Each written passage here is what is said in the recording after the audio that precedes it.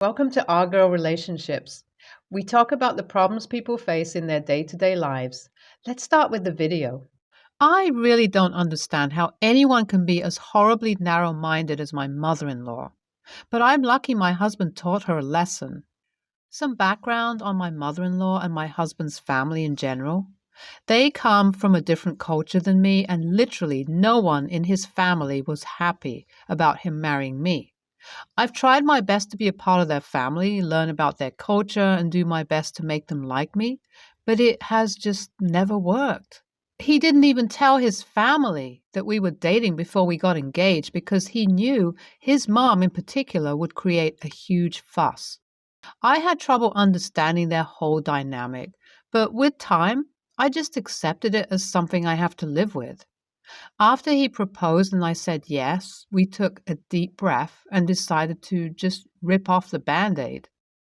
The reaction was pretty expected. She was so dramatic. She told him that he was bringing in a member into the family who will never understand their culture and make everything harder for everyone. This was such a change from my family, where my parents were just happy and barely even reacted. It was almost hilarious. Anyway, we got engaged, then we got married. The wedding itself was insanely complicated. They were not ready to settle for anything except a wedding fully based on their cultural practices. So my dream of walking down the aisle in a white dress never really came true. I endured everything because I love my husband and he has been on my side since day one. He literally offered to walk out of his family for me if that's what I wanted. But I didn't want to be the reason their family breaks apart. I knew that would just prove my mother in law right, and I didn't want to give her that satisfaction at all. So now you know about my insanely complicated marriage. I put up with everything till now, but what my mother in law did this time has just crossed all limits, and I'm so glad this chapter is over now. My husband and I got married 3 years ago. We've been trying to have a baby ever since because we've always wanted to have a family. We've tried, but it was as if luck wasn't in our favor. We went to so many doctors and tried every trick in the book. All our reports were normal, and the doctors just told us we have to be patient. So, patience it was. So much patience and praying, and this year we finally had our little miracle. We were overjoyed, and I think this is the one time I've seen my mother in law happy about something regarding me. It's actually the first grandchild in their family because my husband doesn't have any siblings, so everyone was excited. I was hopeful that things will finally come to good terms with my mother in law. Well, to put it bluntly, I was dead wrong. I was so wrong that it's literally laughable. Anyway, the pregnancy was going well. It still is going well, and I'm so incredibly grateful. And last week, we went to the doctors and she told us we can find out the baby's gender now. She gave us an envelope instead of telling us because we weren't sure if we wanted to know just yet. Well, over the last week, we decided that we did indeed want to know the baby's gender. I particularly want to find out because I think it'll help me connect with the baby more. My husband told me it's completely up to me, and together we decided to throw a very intimate gender reveal party. It was just going to be our families and our closest friends. Two of them will probably be our child's godparents. This sort of gender reveal is what I've always wanted, and I was very, very excited. I should have predicted that my mother in law would do something horrendous again, because that's basically her job at this point. Anyway, we decided on the gender reveal party and invited my mother in law and father in law. Let me just tell you that gender reveals aren't really a thing in my husband's culture, so he had to convince his family a little about the whole concept. And they agreed to be a part of it, even though they were a bit skeptical. My husband warned me about this, but I didn't pay much attention to it. In my mind, they would have just been a little uncomfortable, which was more than fine with me. The day of the baby shower arrived, and I was so excited. My husband and I put up a little decor. Our friends came over with the cutest gifts, and everyone was amazing. My best friend knew the gender already and arranged a pinata cake with this amazing bakery we have loved forever. It was the typical pink candies for a girl and blue for a boy. I was happy with anything. I just want a healthy and happy little baby of my own. And my husband was actually hoping for a girl. The moment of truth came. We all gathered around the cake, and my husband and I cut it to reveal a little cascade of pink candies. A baby girl. Everyone was so happy, and I was drowned in bear hugs and a chorus of congratulations. It was just like I had always dreamt of. After the initial commotion, I looked at my husband and found him staring at his mother. When I tell you she literally looked like someone had drenched her in ice-cold water, I'm not exaggerating. My husband saw me looking at him and smiled nervously at me. He then kind of slipped out of the room, grabbing my mother-in-law with him. Before I could say anything, I was interrupted by our friends who were all gushing about the baby and excited. I tried to focus on them, but couldn't get my mother-in-law's face out of my mind. I didn't understand what happened. I was even more confused about my husband taking her out of the room. They came back around 15 minutes later, and my husband announced to the room that my mother-in-law and father-in-law had to leave because something unavoidable had come up. Again, before I could say anything, he came to me, squeezed my hand, and told me he'll explain everything later. My mother-in-law and father-in-law left without saying goodbye. I was just utterly confused, but decided to focus on the party and our guests. After everyone had left and we finally had time to talk, I asked my husband to explain what exactly happened at the party and why his parents left without saying a word about the baby. My husband looked deeply uncomfortable and told me that it's nothing I needed to worry about.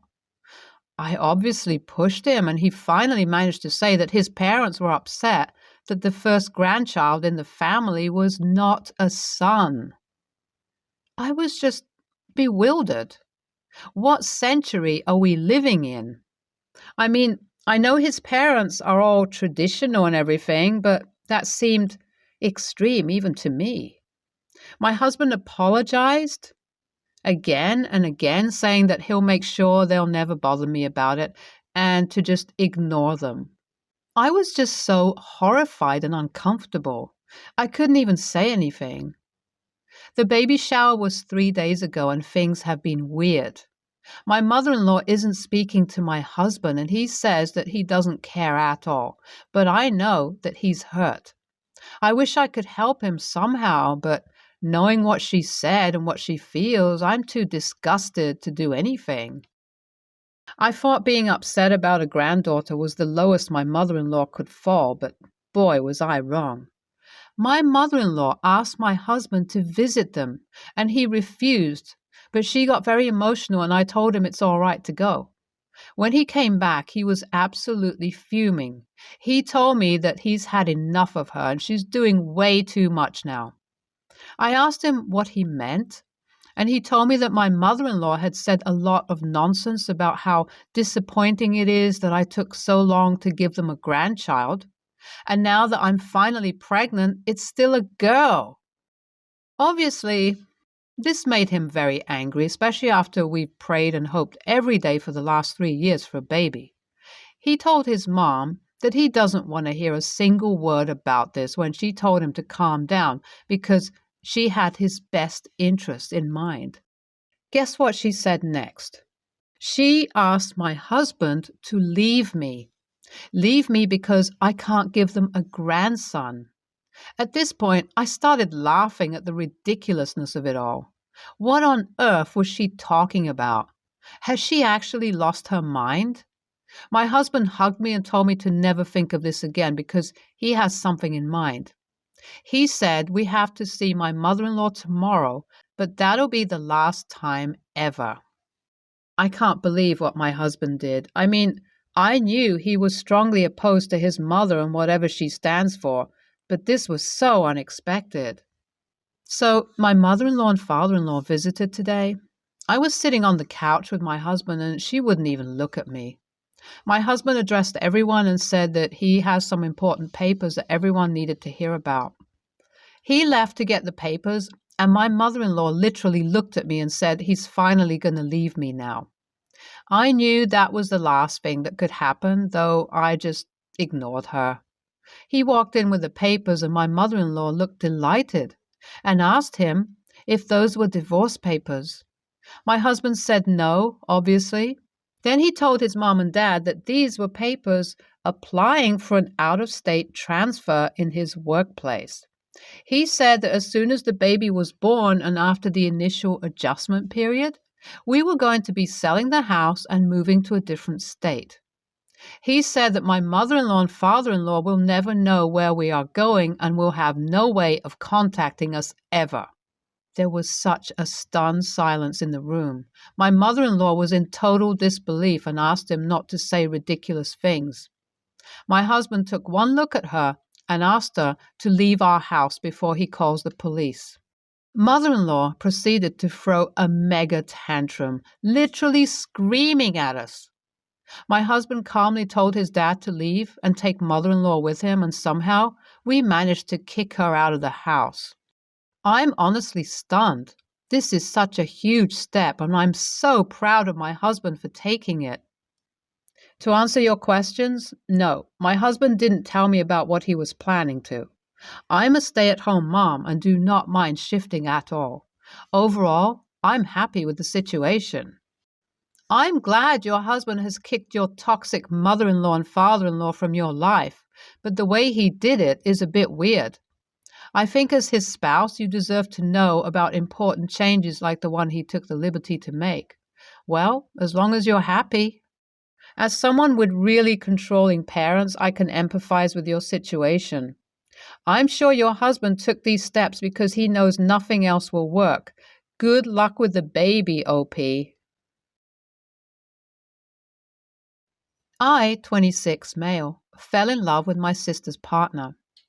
This began around a year ago when my sister had to travel for work for an extended period of time, and her partner got into a pretty bad car accident just a week after she left. Without going into too much detail about his injuries, he needed someone staying with him and helping him get around for a while. I do freelance work from home to support myself, so they asked me if I could go and stay in their home for a while as her partner's temporary caregiver while he recovered. I immediately agreed, wanting to help in any way I could. Her partner and I were already good friends prior to this situation, but living with someone and being there in some of their most intimate moments obviously strengthens the bond even further. We bonded over our many shared interests and got to talk about deeper things that were typically off limits in a group setting. By the time I realized my changing feelings, it was too late to distance myself from the situation. I had committed to helping him for the duration of his recovery, and a sudden change in my behavior would just tip him off that something was wrong and add unnecessary stress to an already hard time. He had expressed feeling like a burden more than once, so I pulled away the little bit I could, and we rode out those last few weeks together before he was back on his feet again. To make a long story short, the period that followed was full of guilt from me and confusion from my sister's partner by my quick disappearance following our time together. He eventually texted me and asked if he had done something wrong during our time together and pissed me off somehow, so we met up and I came clean. The conversation was a brutal one, and it eventually ended in both of us agreeing we would limit our time together from now on, as there was no hope for an actual future for us. It would simply be too weird, given the history. Fast forward to now. The two of them got engaged somewhat recently, and this past Saturday, my sister asked me to be in her wedding as part of her bridal party. I asked her to let me think about it, which already caused some tension, and finally told her yesterday that I was incredibly grateful for her offer, but I had to turn it down. I'm fine attending as a guest, but being in the party just feels too much. She's now furious with me and is demanding I give her an explanation at the very least, something I have refused. AITA?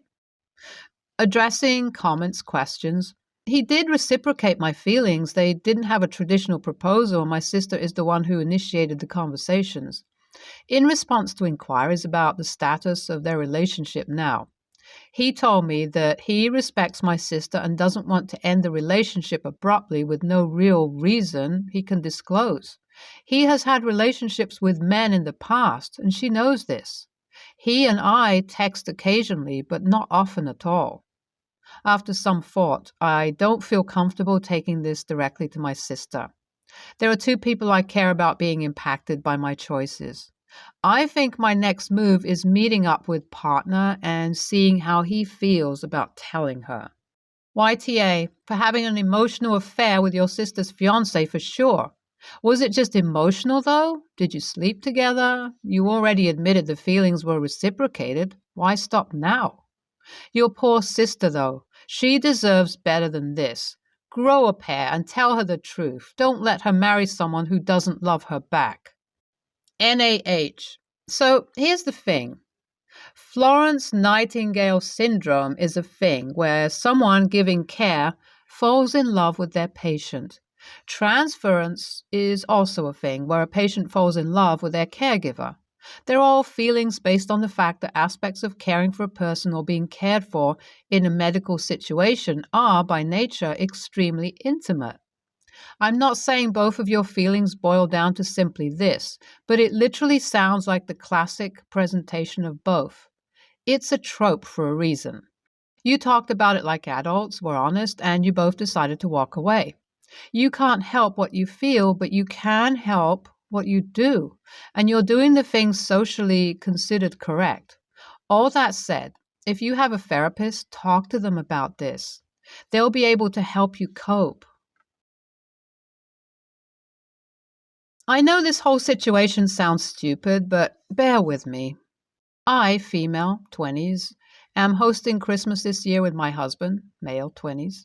My parents split up when I was around 5 years old. My dad is pretty much out of the picture. When I was 16, my mom, female, 50s, met my stepdad, Tom, male, 60s. They met online and got married after only knowing each other for 3 months. Teenage angst was probably at play, but I never really liked Tom, and at the time, I thought my mum was ridiculous for marrying someone who she only knew for such a short period of time. Anyway, a few days ago, my mom invited me over. I helped her put away some shopping when I got there. There were some small bottles of Pepsi that I forgot to put in the fridge, so they were just sitting on the counter. A couple of hours later, Tom gets home from work and he sees the Pepsi bottles on the counter and he starts flipping out.